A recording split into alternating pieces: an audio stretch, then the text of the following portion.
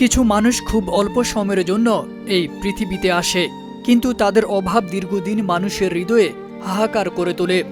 শহীদ শরীফ ওসমান হাদী ঠিক তেমনই এক মানুষ, যার সঙ্গে অনেকের ব্যক্তিগত পরিচয় না থাকলেও যার কবরের সামনে আজও নীরবে দাঁড়িয়ে থাকে অসংখ্য মানুষ। এই অনুভূতির কথাই তুলে ধরেছেন ঢাকা বিশ্ববিদ্যালয়ের কবি জসীমউদ্দিন হল শাখা ছাত্রদলের আহ্বায়ক ও ডাকসু নির্বাচনের জিএস প্রার্থী শেখ তানভীর বারী হামিম। এই অভিজ্ঞতা তার রাজনীতি করার উদ্দেশ্যকে নতুন করে স্পষ্ট করেছে, জানান হামিম। তিনি বলেন, রাজনীতি করে যেন মানুষের দোয়া পাওয়া যায়, যেন মৃত্যুর পরও মানুষ কবরের সামনে দাঁড়িয়ে তাকে স্মরণ করে। তিনি এমন রাজনীতি করতে চান যেখানে আপোষহীনভাবে অন্যায় ও দুর্নীতির বিরুদ্ধে দাঁড়ানো যায়। সততা, সত্যবাদিতা, দেশপ্রেম ও পরোপকারের মাধ্যমে মানুষ যেন তাকে মনে রাখে।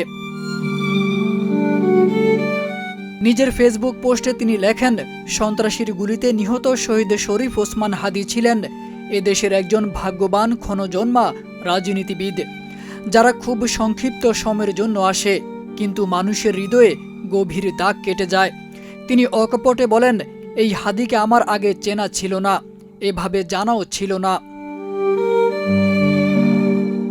শহীদ হাদীর জানাজায় থাকতে না পারার কষ্ট দীর্ঘদিন তাকে তাড়া করেছে জানিয়ে তিনি লেখেন, প্লাস্টার খোলার পর সামান্য নড়াচড়া সম্ভব হতেই ভগ্ন পা নিয়ে মাকে সঙ্গে করে শহীদ হাদীর কবর জিয়ারতে যান।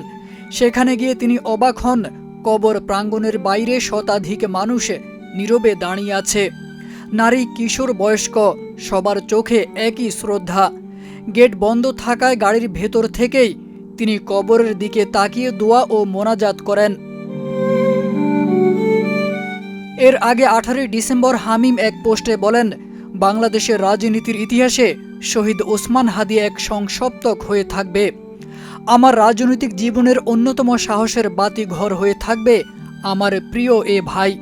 আল্লাহ মরহুমকে জান্নাতবাসী করুন। হাদী হত্যার বিচার নিয়ে অনিশ্চয়তার কথাও তুলে ধরেন ছাত্রদলের এই নেতা। অন্তর্বর্তী সরকার এই বিচার করতে পারবে কিনা জানেন না উল্লেখ করে তিনি বলেন, বিএনপি রাষ্ট্রীয় ক্ষমতায় গেলে তার অন্যতম দাবি হবে এই হত্যাকাণ্ড সহ সব রাজনৈতিক হত্যার বিচার নিশ্চিত করা। একই সঙ্গে তিনি আশা প্রকাশ করেন, বর্তমান অন্তর্বর্তী সরকার দ্রুত খুনিদের গ্রেপ্তার করে দৃষ্টান্তমূলক বিচার নিশ্চিত করতে সক্ষম হবে। তারেক আজিজ খান, প্রজন্ম 24।